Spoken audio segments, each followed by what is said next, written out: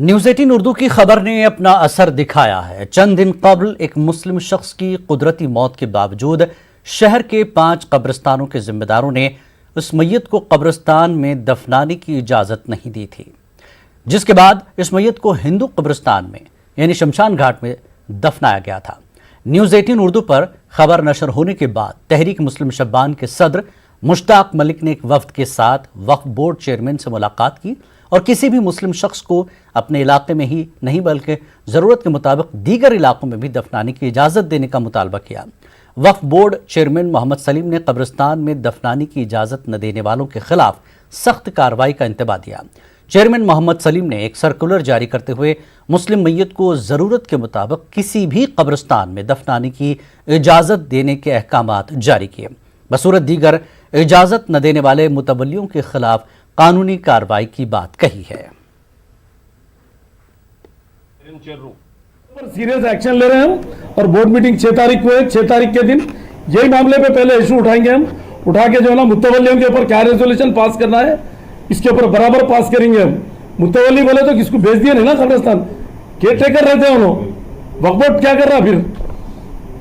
یہ سب غلط بات ہے، بالکل لعنت ہے ایسے لوگوں پہ جو تدفین کرنے نہیں دے رہے قبرستانوں میں، برابر تدفین کے لیے دینا ہے۔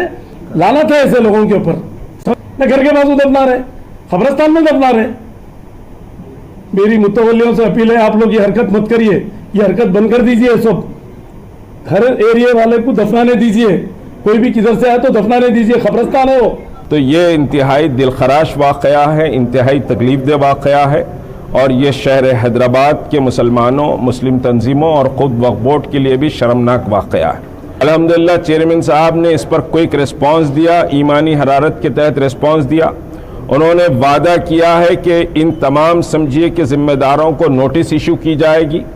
ہمارا مطالبہ ہے کہ ان کو سسپینڈ کیا جائے، تو نوٹس ایشو کی جائے گی۔ پھر اس کے ساتھ انہوں نے کہا کہ کرمنل کیس بھی وقف بورڈ فائل کرے گا، تو ہم منتظر رہیں گے ان اقدامات کے۔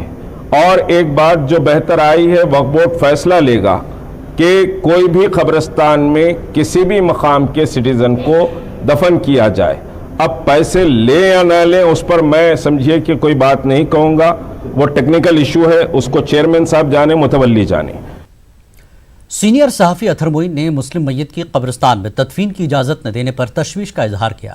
انہوں نے اجازت نہ دینے والے قبرستان کے ذمہ داروں کے خلاف کارروائی کی مانگ کی۔ کہ تدفین میں جو مسلم قبرستانوں کی انتظامی کمیٹی نے انکار کیا تھا، یہ واقعہ مسلمانوں کے لیے بہت ہی افسوسناک ہے، اور اس سے سارے حیدرآبادیوں کا سر شرمندگی سے جھک گیا ہے۔ لیکن جو کچھ ہوا سو ہوا، اس لیے بھی کہ اس واقعے کی اطلاع بر وقت نہ ہی وقف بورڈ کے حکام کو ہو سکی اور نہ ہی مقامی عوامی نمائندوں کو ہو سکی تھی، اس لیے ہم انہیں دوش نہیں دے سکتے اور نہ ہی ان پر ہم اپنا غصہ نکالنا چاہیے، بلکہ یہ ہونا چاہیے کہ آئندہ ایسے واقعات نہ ہوں۔ اس کے لیے وقف بورڈ کو اقدامات کرنا چاہیے۔ ملک کے ممتاز طنز و مزاح نگار مجتبیٰ حسین نے آج اژدار فانی کو الوداع کہہ دیا۔ مجتبیٰ حسین کے انتقال سے ادبی دنیا ایک عظیم شخصیت سے محروم ہو گئی ہے۔ انہوں نے حیدرآباد میں آخری سانس لی اور یہیں سپرد خاک کیے گئے۔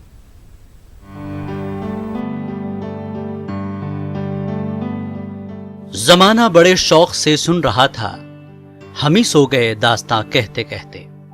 جی ہاں، دنیا کو اپنے طنز و مزاح سے ہنسانے والے اور غمگین چہروں پر مسکراہٹ بکھیرنے والے معروف طنز و مزاح نگار مجتبیٰ حسین نے اژدار فانی کو الوداع کہہ دیا اور اپنے چاہنے والوں کو اداس کر گئے۔ 27 مئی کی صبح حیدرآباد میں ان کا انتقال ہو گیا، وہی حیدرآباد جہاں سے انہوں نے اپنے ادبی سفر کا آغاز کیا تھا۔ میرے والد بزرگ جو ہے تقریباً 8:45 بجے کے اطراف فوت ہو گئے۔ سمجھے ان کی کافی کمپلیکیشنز ہو گئے تھے ان کو، اور کارڈیک فیلئر کی وجہ سے ان کا انتقال ہوا۔ تدفین جو ہے ظہر اور عصر کے بیچ میں فرمان واڑی ایریا میں عابدس کے پاس جو ہے اسی میں تدفین کی ہے۔ مجتبیٰ حسین ہندوستان نہیں بلکہ ساری دنیا میں طنز و مزاح کے بادشاہ کہلاتے تھے۔ انہوں نے طنز و مزاح کے میدان میں جو مقام بنایا ہے، آج تک وہ مقام کسی کو حاصل نہیں ہوا ہے۔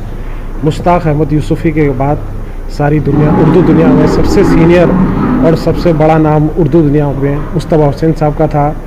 आपने सारी दुनिया को हंसाया और आखिरी वक्त तक हंसाते रहे, और आपकी किताबें, आपकी तहरीरें आज भी लोग खुशी से, पाबंदी से पढ़ते थे। आज तंज़ो मिज़ाह का एक सूरज डूब गया।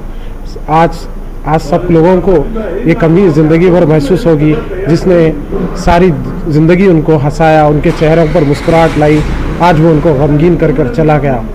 मुश्तबा हुसैन का अदबी सफर कई दहाइयों पर मुहित है। उन्होंने तंज़ो मिज़ाह की दुनिया में अपना मुनफरद मकाम बनाया।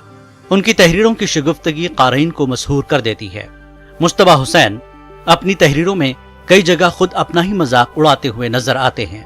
इसके अलावा उन्होंने बेहतरीन खाका निगारी की, कई शख्सियात को अपनी तहरीरों के जरिए जिंदा जावेद बना दिया। आज भी उनकी यादें बेशुमार दिलों में बसी हुई हैं। मुश्तबा हुसैन 15 जुलाई 1936 को गुलबर्गा में पैदा हुए।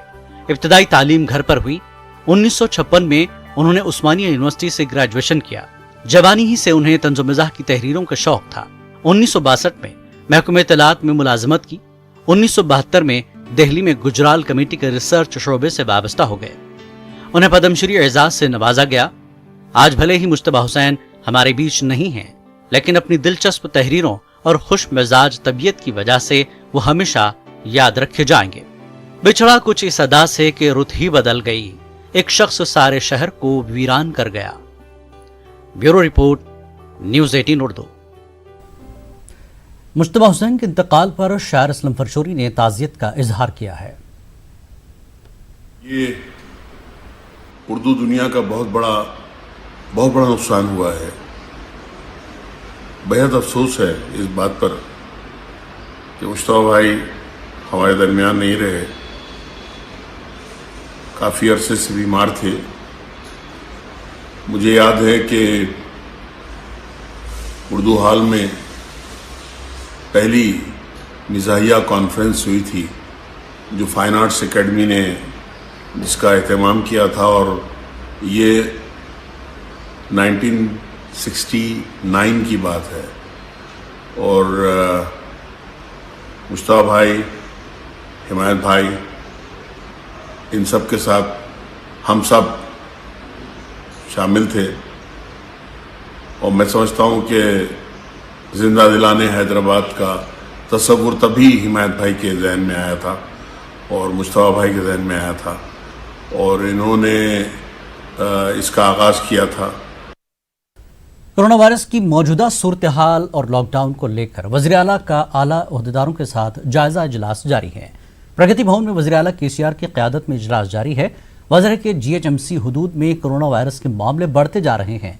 लॉकडाउन को बरकरार रखा जाए या बर्खास्त किया जाए, इस पर आला ओहदेदारों के साथ बातचीत जारी है।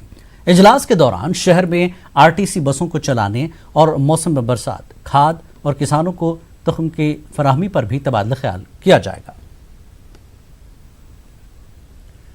और तेलंगाना में कोरोना वायरस का कहर जारी है। कल एक ही दिन में 71 नए मामले दर्ज हुए हैं। गुज़श्ता 8 दिनों से रियासत भर में कोरोना के केसेस बढ़ते ही जा रहे हैं। अब तक रियासत में कोरोना से मुतासरा मरीजों की तादाद 1991 हो गई है, जबकि 57 लोगों की अब तक मौत हो चुकी है। GHMC के हुदूद में कोरोना वायरस तेजी से पांव फैला रहा है। गुज़श्ता 24 घंटों के दौरान GHMC हुदूद में 38 नए मामले दर्ज हुए। रंगारेड्डी में 7, मेडचल में 6, बैरून रियासतों से आने वाले 4 अफराद कोरोना वायरस से मुतासर पाए गए। लॉकडाउन के पेश नज़र हैदराबाद में फंसे AP सेक्रेटेरिएट के मुलाजमीन को आज सुबह आंध्र प्रदेश रवाना किया गया। आंध्र प्रदेश सेक्रेटेरिएट के 186 मुलाजमीन को 10 खुसूसी बसों में आंध्र प्रदेश मुंतकिल किया गया। मियाँपुर KPHB कॉलोनी, लकड़ी का पुल और LB नगर इलाके में मुकीम मुलाजमीन को आंध्र प्रदेश रवाना किया गया।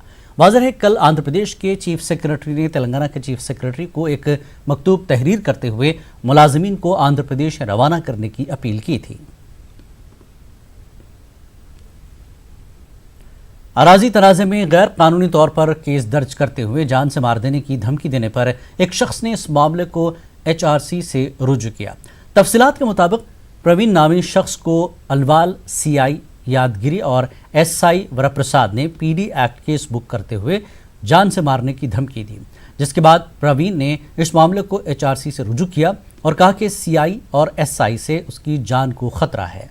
اراضی تنازع میں الوال پولیس نے ایک خاتون کے ساتھ ساز باز کرتے ہوئے اراضی کے حقیقی مالک کو بے دخل کرنے کی کوشش کی اور اسے جان سے مارنے کی دھمکی دی، جس کے بعد آج متاثرہ شخص پروین نے انصاف کا مطالبہ کرتے ہوئے HRC سے رجوع کیا۔ کرونا وائرس کی بڑھتی وبا کے پیش نظر عوام کو گھروں پر رہنے کا ہی مشورہ دیا جا رہا ہے۔ اگر کوئی گھروں کے باہر نکل رہے ہوں تو انہیں چاہیے کہ وہ ماسک لگا کر باہر نکلیں، بصورت دیگر جرمانہ عائد کیا جائے گا۔ ریاستی وزیر پی اجے کمار نے کھمم میں ماسک کے فروخت کے مرکز کا افتتاح کیا۔ انہوں نے کہا کہ کھمم سرکاری دواخانہ، کھمم بس اسٹینڈ اور گاندھی چوک پر ماسک کے فروخت کے مراکز ہیں۔ ماسک 10 روپے میں فروخت کیا جا رہا ہے۔ محکمہ کو ماسک کی تیاری کی ذمہ داری دی گئی ہے۔ ریاستی وزیر نے تمام شہریوں سے ماسک استعمال کرنے کی اپیل کی۔ لاک ڈاؤن کی وجہ سے جہاں ایک طرف زندگی تھم سی گئی ہے، وہیں زندگی کو پھر سے پٹری پر لانے کے لیے تلنگانہ حکومت کوشش کر رہی ہے، جبکہ وہیں مختلف تنظیموں کی طرف سے بھی غریب افراد و خاندان کی مدد کی جا رہی ہے۔ مفتاح الخیر ٹرسٹ اور educational and welfare charitable trust کی جانب سے غذائی اشیاء کی تقسیم کا عمل جاری ہے۔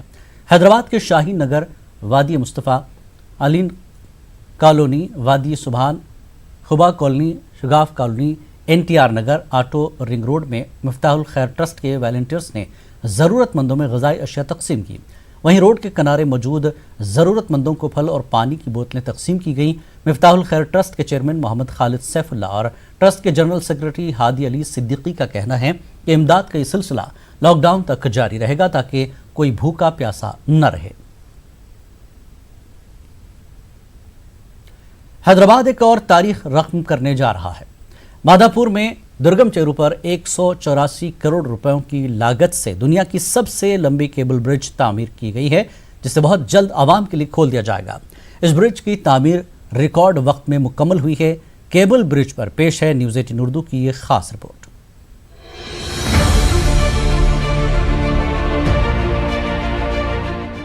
برج کی تعمیر کا کام 90 تا 95% مکمل ہو گیا ہے۔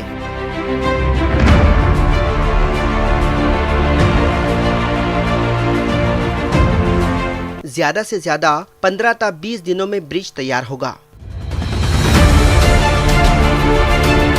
ایکسٹرا ڈوز ٹیکنالوجی کا بھی استعمال ہوا ہے۔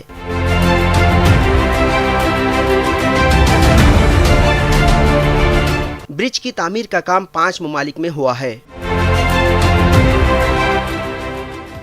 شہر حیدرآباد میں روزانہ ٹریفک بڑھتی ہی جا رہی ہے، جس کی وجہ سے ملازمین اور عوام کا گھنٹوں وقت ضائع ہو رہا ہے۔ اس بات کو نظر میں رکھتے ہوئے تلنگانہ حکومت نے شہریوں کو مزید سہولت فراہم کرنے کے مقصد سے درگم چیرو پر کیبل برج تعمیر کیا ہے، جسے بہت جلد عوام کے لیے کھول دیا جائے گا۔ اس برج کے آغاز سے مادھاپور تا جبلی ہلز کے درمیان فاصلہ کم ہوگا، high tech city financial district کی مقبولیت میں مزید اضافہ ہوگا۔ ساتھ ہی جبلی ہلز، مائنڈ اسپیس، گچی بولی کے علاقوں میں کام کرنے والے ملازمین کو فائدہ پہنچے گا۔ اس کے علاوہ قریب کے علاقے بھی سیاحوں کی توجہ کا مرکز بن جائیں گے۔ And this is a 6-lane bridge of 9 meter each carriageway of main bridges with 234 meter span, which is world longest concrete bridge, extra dosed cable stay bridge, and overall bridge length is 735 meter. Main advantage is it is connecting from workforce area to residential area, high-tech city to all the other parts of the city. Durgam چیرو پر تعمیر کردہ cable برج صرف 2 پلروں پر مشتمل ہے۔ ایک pillar سے دوسرے pillar کے درمیان کا فاصلہ 234 میٹر ہے۔ اس کی تعمیر میں 8 ممالک کے انجینئرز کی خدمات حاصل کی گئی ہے۔ درگم چیرو کے آس پاس کے ماحول کو نقصان پہنچائے بغیر جدید ٹیکنالوجی سے اس برج کو تعمیر کیا گیا ہے۔ یہ برج دنیا کی سب سے لمبی کنکریٹ برج ہے، جس کو ہائیبریڈ ٹیکنالوجی سے تعمیر کیا گیا ہے۔ برج کی لمبائی 735 میٹر جبکہ چوڑائی 26 میٹر ہے۔ اس برج میں جملہ 52 اسٹے کیبلز لگائے گئے ہیں۔ کیبلز کو آسٹریا سے برآمد کیا گیا ہے۔ جرمن لیب میں اس کی جانچ ہوئی ہے۔ اس برج کی تعمیر کے لیے 19 ماہ کا عرصہ لگا۔ روزانہ 600 مزدوروں نے کام کیا۔ اس برج کی تعمیر کے لیے حکومت نے 184 کروڑ روپے خرچ کیے ہیں۔ So we have to cast the 120 ton 5 meter height 26 meter length precast segments, which was a very great challenge because of it has to pass 9 kilometer on existing corridor. This was a great challenge faced in this project. 190 tons weight of each segment transported by using barge technology. This project is almost completed in all respects, and then it will be open to the traffic probably in July. Cable bridge की तामीर का 90% काम मुकम्मल हो गया है। अब सिर्फ फिनिशिंग का काम बाकी है। रंग बिरंगी बरकी खमखमों से इस ब्रिज की शान शौकत में मजीद इजाफा किया जा रहा है। Bureau report, news 18 Urdu.